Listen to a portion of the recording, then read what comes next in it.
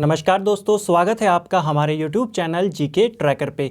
देखिए फ्रेंड्स, आज की वीडियो के अंदर हम बात करेंगे जो हमारी सीरीज़ है Lucent GK one liner series, और आज का हमारा ये पार्ट है पार्ट नंबर 25।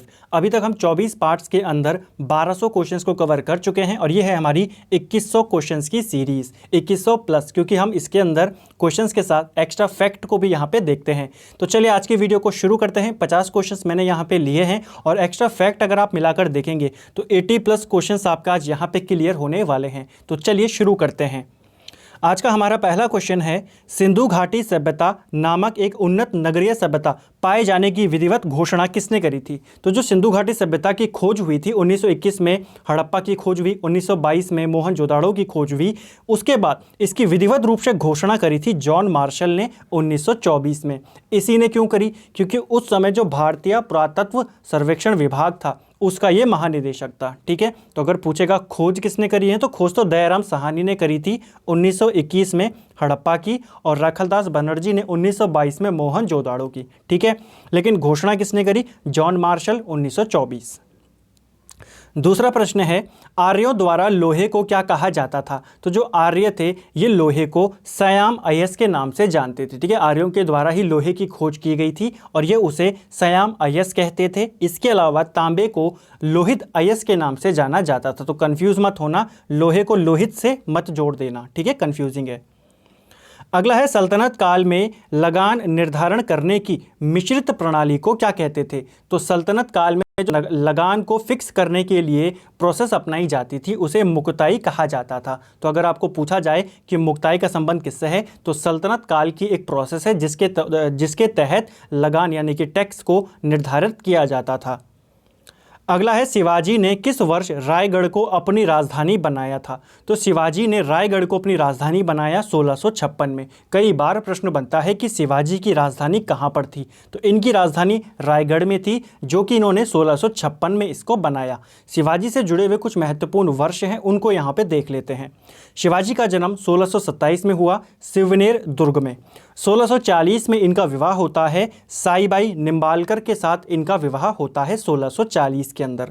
इन्होंने जो मुगलों का एक प्रमुख केंद्र था सूरत, उसको इन्होंने 2 बार लूटा, एक बार 1664 में, एक बार 1670 में। पूछा जाता है सूरत को शिवाजी के द्वारा कब लूटा गया, तो दोनों आपको याद रखने हैं। ठीक है, 2 बार लूटा था इन्होंने। अगला है राज्याभिषेक। शिवाजी के राज्याभिषेक के बारे में पूछा जाता है कब होता है, तो 5 जून 1674 को इनका राज्याभिषेक होता है। करवाता कौन है? तो काशी के एक पंडित हैं, श्री गंगा भट्ट के द्वारा इनका राज्य अभिषेक करवाया जाता है। ठीक है, और अंत में इनकी मृत्यु हो जाती है 1680 में। तो ये सारे वर्ष जो शिवाजी से जुड़े हुए हैं आपको याद रखना है, क्योंकि उत्तराखंड के एग्जाम के अंदर मेरे ख्याल से राज्याभिषेक भी पूछा जा चुका है। ठीक है, अगला है, किस अधिनियम के तहत मुगल सम्राट के पद को समाप्त कर दिया गया? कौन से अधिनियम के तहत ये प्रोसेस की गई थी कि मुगल जो सम्राट था उसके पद को खत्म कर दिया गया? ये था 1858 का भारत शासन अधिनियम। जब 1857 में क्रांति हुई उसके बाद अंग्रेज़ों के द्वारा एक अधिनियम लाया गया 1858 में। ठीक है, 1858 में उसके तहत कुछ प्रावधान किए गए थे, जिसमें एक प्रमुख था मुगल सम्राट के पद को समाप्त कर देना। उस समय मुगल सम्राट कौन था? तो बहादुर शाह जफर उस समय मुगल सम्राट था। ठीक है, इसके तहत और क्या क्या चीज़ें की गई थी इसी अधिनियम के तहत? तो जो बोर्ड ऑफ कंट्रोलर था, बोर्ड ऑफ कंट्रोलर जो कि कंपनी के राजनीतिक मामले देखता था, उसको खत्म कर दिया गया। एक और थी बोर्ड ऑफ डायरेक्टर, इसको भी खत्म कर दिया गया। तो पूछा जाता है जो बोर्ड ऑफ कंट्रोलर और बोर्ड ऑफ डायरेक्टर था इनको किस अधिनियम के तहत खत्म किया गया? इसी अधिनियम के तहत। इसके तहत जो कंपनी शासन था वो कंपनी के हाथों से लेकर कहाँ चला गया? ब्रिटिश क्राउन के हाथों में। ठीक है, संसदीय जो नियंत्रण था वो सीधा ब्रिटिश क्राउन के हाथों में चला गया। इसके अलावा एक और चीज़ की गई थी कि जिसको भारत का गवर्नर जनरल कहा जाता था उसका नाम बदलकर वायसराय कर दिया गया। तो ये भी किसके तहत किया गया? 1858 के तहत। पहला वायसराय कौन था? कमेंट करके आप बताएंगे। अगला है, अंग्रेज़ों द्वारा महात्मा गांधी को किस वर्ष केसर ए हिंद की उपाधि दी गई थी? महात्मा गांधी को केसर ए हिंद की उपाधि 1915 में दी गई थी। ठीक है, ये आपको याद करना है। महात्मा गांधी को अर्धनग्न फकीर किसने कहा था? देखिए इंपॉर्टेंट क्वेश्चन है। महात्मा गांधी को अर्धनग्न फकीर ये कहा था फ्रैंक मॉरिस ने, ठीक है। और कहीं पर यह भी कहा जाता है कि इनको अर्धनग्न फकीर ये कहा था जो ब्रिटेन के प्रधानमंत्री बने बाद में विंस्टन चर्चिल, उन्होंने कहा था। दोनों ही आपको याद करना है, लेकिन एक डाउट इसके अंदर यह है कि कहीं कहीं पर ऐसा कहा जाता है कि विंस्टन चर्चिल ने गांधी जी को देशद्रोही फकीर कहा था, ठीक है। देशद्रोही फकीर विंस्टन चर्चिल और अर्धनग्न फकीर ये कहा था फ्रैंक मॉरिस ने। लूसेंट के आधार पर अगर हम बात करें तो वो भी यही मानती है, लूसेंट की अर्धनग्न फकीर फ्रैंक मॉरिस ने कहा था, ठीक है। लेकिन अगर बाय चांस ऑप्शन में मॉरिस ना हो तो आप विंस्टन चर्चिल को क्लिक कर सकते हो, लेकिन अगर दोनों हो तो मॉरिस को ही टिक करें। महात्मा गांधी ने कायदे आजम की उपाधि किसे दी थी? तो महात्मा गांधी ने बहुत से लोगों को उपाधियां दी थी, जिसमें मोहम्मद अली जिन्ना का भी नाम है, और इसको इन्होंने कायदे आजम की उपाधि दी थी, तो ये आपको याद करना है। पुनर्जागरण काल में चित्रकला का जनक किसे माना जाता है? तो देखिए पुनर्जागरण काल इसकी शुरुआत होती है इटली से। इटली का एक नगर है फ्लोरेंस नगर, वहां से पुनर्जागरण की शुरुआत होती है, पूछा जाता है, ठीक है। और पुनर्जागरण का जो अग्रदूत माना जाता है वो इटली का ही एक निवासी है, दांते, उसको माना जाता है। दांते की एक प्रसिद्ध किताब भी है डिवाइन कॉमेडी, जिसके अंदर उसने स्वर्ग और नर्क की तुलना वहां पे की है या उसके बारे में उसने बताया है। ये सारी बातें हैं इससे जुड़ी हुई। पूछा जा रहा है चित्रकला का जनक, तो ये आंसर है जियाटो, ठीक है। अगला है इटली के एकीकरण का जनक किसे माना जाता है? इटली के एकीकरण का जनक जोसेफ मैज़िनी को माना जाता है, ठीक है। जोसेफ मैज़िनी ने ही इटली के अंदर यंग इटली की स्थापना करी थी 1831 के अंदर, ठीक है। तो यंग इटली की स्थापना किसने करी? जोसेफ मैज़िनी 1831 में, और इसे ही इटली के एकीकरण का जनक माना जाता है। इसने एक फेमस स्टेटमेंट दिया था, वो आपको याद करना है कि वो स्टेटमेंट किसने दिया था। वो स्टेटमेंट था कि यदि समाज में क्रांति लानी है तो क्रांति का नेतृत्व नवयुवकों के हाथ में दिया जाए। वो स्टेटमेंट किसने दिया? जोसेफ मैज़िनी ने। अरुण ग्रह की खोज किसके द्वारा की गई? अरुण ग्रह यानी कि जो यूरेनस है, यूरेनस हमारे सौरमंडल का तीसरा सबसे बड़ा ग्रह है। पहले नंबर पे आता है जुपिटर, दूसरे पे आता है शनि, और तीसरा है हमारा अरुण ग्रह। इसकी खोज विलियम हर्शल के द्वारा 1781 में की गई थी। और एक और चीज़ आपको ध्यान रखनी है, जो ये ग्रह है अरुण ग्रह या यूरेनस, ये अपनी जो घूमता है अपनी धुरी पर, जैसे पृथ्वी घूमती है तो पृथ्वी पश्चिम से पूर्व घूमती है, ये पूर्व से पश्चिम घूमता है, ठीक है। 8 ग्रहों में केवल 2 ग्रह ऐसे हैं जो पूर्व से पश्चिम घूमते हैं। एक तो है हमारा यूरेनस, दूसरा ग्रह कौन है कमेंट करके आप बताएं, ठीक है। अगला है उत्तरी अमेरिका का उच्चतम पर्वत शिखर कौन सा है? जिस प्रकार एशिया का जो उच्चतम शिखर है वो क्या है? वो है एवरेस्ट। इसी प्रकार उत्तरी अमेरिका का कौन सा है? तो वो है माउंट मैकिनले। माउंट मैकिनले उत्तरी अमेरिका महाद्वीप का सबसे बड़ा शिखर है। इसी प्रकार अगर हम दक्षिणी अमेरिका की बात करें तो वहाँ का सर्वोच्च शिखर है ओजेस डेल सेलाडो, ठीक है। अगर हम अफ्रीका महाद्वीप की बात करें तो वहाँ का सर्वोच्च शिखर है माउंट किलिमंजारो। अगर हम अंटार्कटिका की बात करें तो विंसफ मासिफ वहाँ का सर्वोच्च शिखर है। ऑस्ट्रेलिया की अगर हम बात करें तो ऑस्ट्रेलिया महाद्वीप का माउंट कोसुयुस्को, जो कोसुयुस्को है वो वहाँ का सर्वोच्च शिखर है। इसी प्रकार यूरोप का भी पूछा जाता है तो माउंट एल्ब्रुस जो है वो यूरोप का सर्वोच्च शिखर है।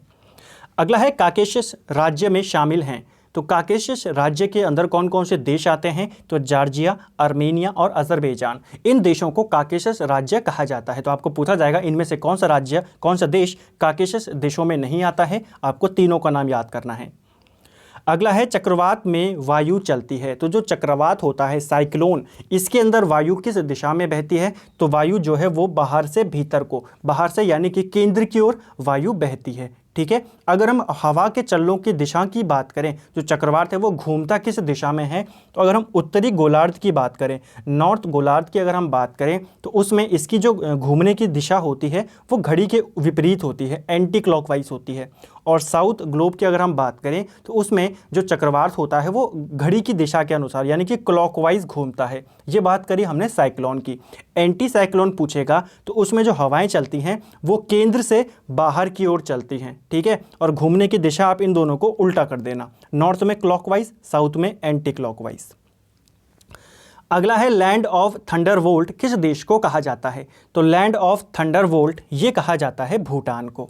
भारत का मानक समय ग्रीनविच समय से कितना घंटे आगे है।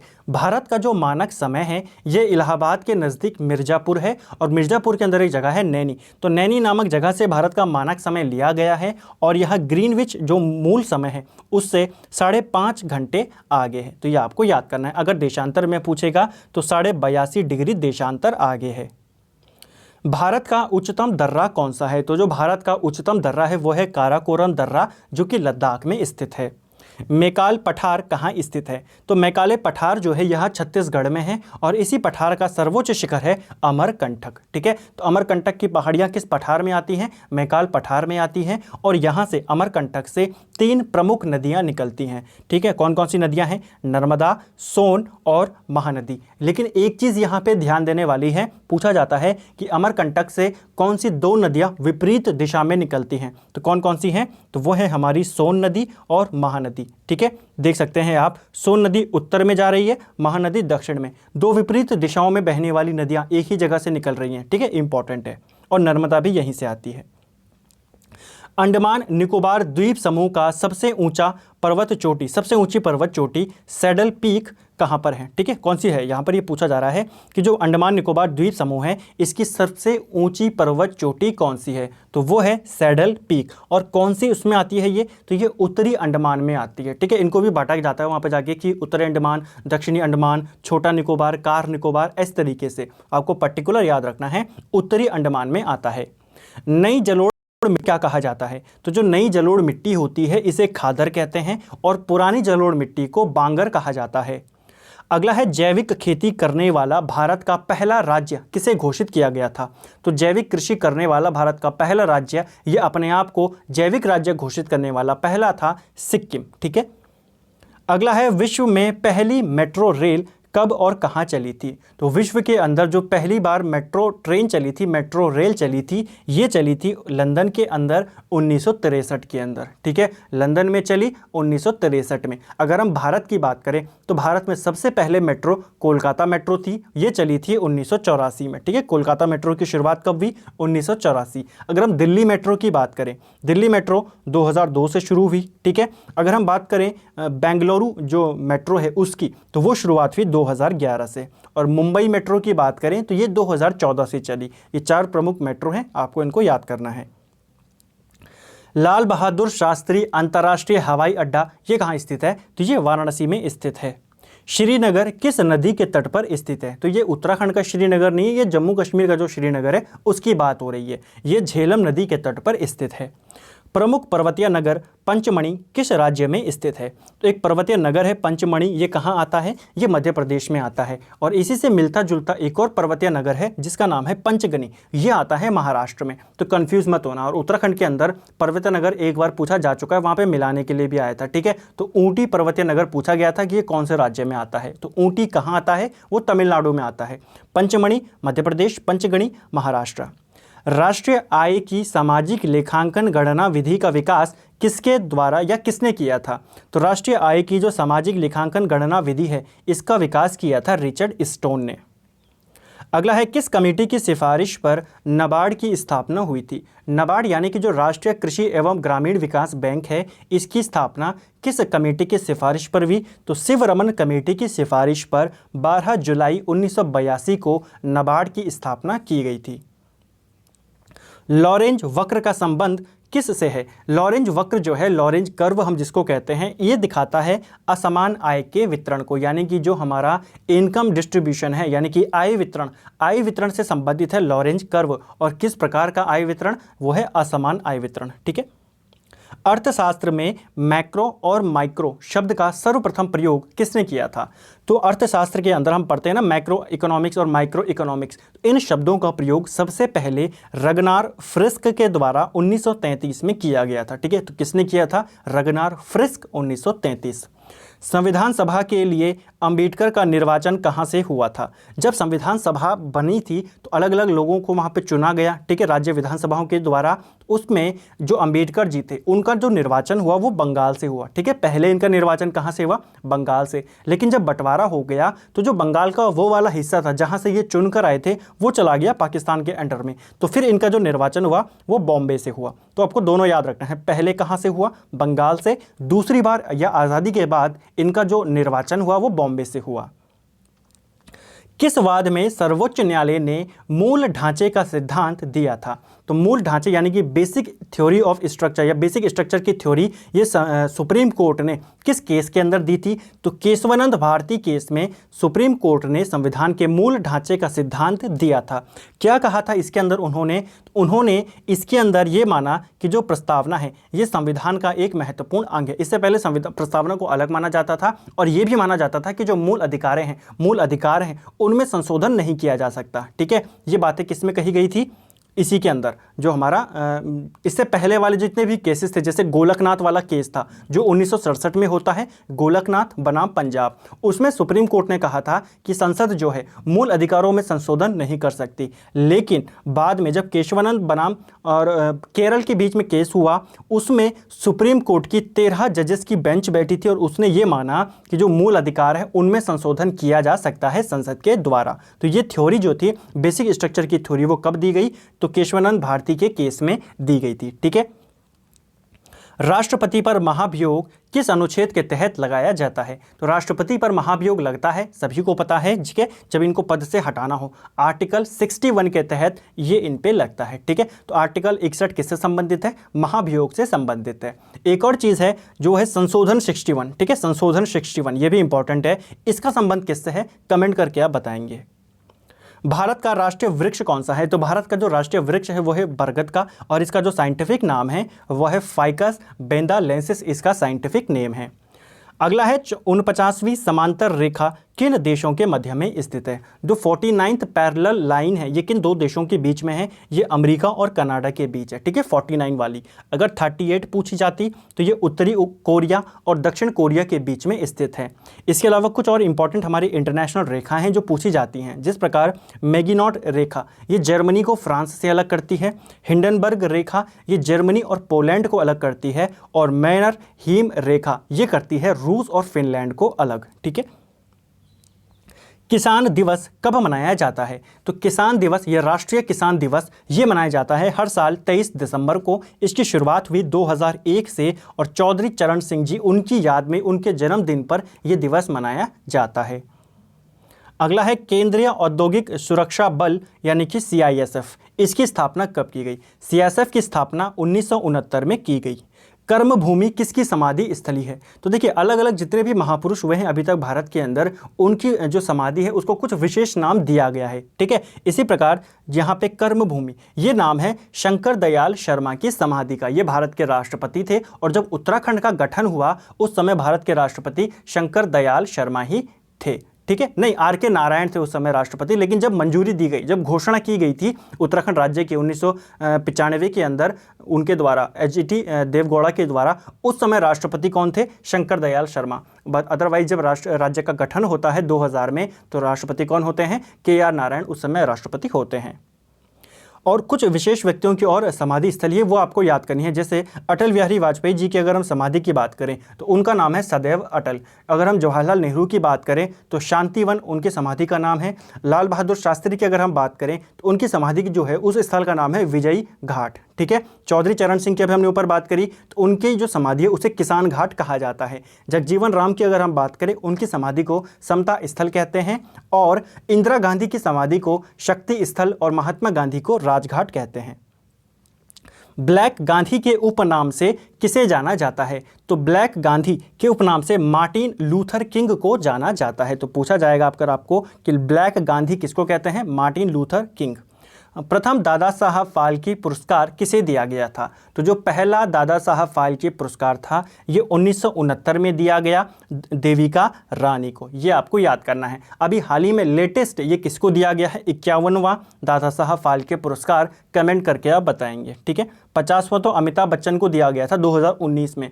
51वां किसको दिया गया है? ठीक है, क्रिकेट का पहला टेस्ट मैच कब खेला गया था? अभी हाल ही में वर्ल्ड टेस्ट चैंपियनशिप हुई है तो हो सकता है यहाँ से प्रश्न आ जाए इसकी शुरुआत कब से हुई थी टेस्ट क्रिकेट की। तो अगर हम सिर्फ टेस्ट की बात करें, यह 1877 में पहली बार खेला गया था इंग्लैंड और ऑस्ट्रेलिया के बीच। तो पहला टेस्ट मैच कब खेला गया? 1877 में। किसके बीच? ऑस्ट्रेलिया और इंग्लैंड। अगर हम पहले एक दिवसीय की बात करें, यानी कि जो पहला ओडीआई है, वनडे, वो कब खेला गया? ये खेला गया 1971 में, और ये भी इंग्लैंड और ऑस्ट्रेलिया के ही बीच था। अगर हम बात करें पहला T20 कब खेला गया, तो ये खेला गया 2005 में, और इसमें भी ऑस्ट्रेलिया थी लेकिन सामने न्यूजीलैंड था। ठीक है, ऑस्ट्रेलिया और न्यूजीलैंड के बीच पहला T20 खेला गया। डायमंड खेल परिसर का संबंध किससे है? तो डायमंड, किस खेल के परिसर को डायमंड कहा जाता है? बेसिक क्वेश्चन ये है। ये कहा जाता है बेसबॉल को। ठीक है, बेसबॉल का जो परिसर होता है उसे डायमंड कहते हैं। इंटरनेट पर अपनी वेबसाइट बनाने वाली पहली भारतीय पार्टी कौन सी है? तो यह है बीजेपी। बीजेपी पहली भारतीय पार्टी है जिसने इंटरनेट के ऊपर अपनी वेबसाइट बनाई थी। वैज्ञानिकों के अनुसार कौन सी भारतीय भाषा कंप्यूटरीकृत करने के लिए सबसे आसान है? तो कंप्यूटराइज्ड करने के लिए सबसे इजी भाषा कौन सी है भारत की? वो मानी जाती है संस्कृत। किस अनुच्छेद के तहत राज्यसभा नई अखिल भारतीय सेवाओं की स्थापना की अनुशंसा कर सकती है? तो अखिल भारतीय सेवाओं में वृद्धि करने की जो शक्ति है वो राज्यसभा के पास है। किस आर्टिकल के तहत? आर्टिकल 312।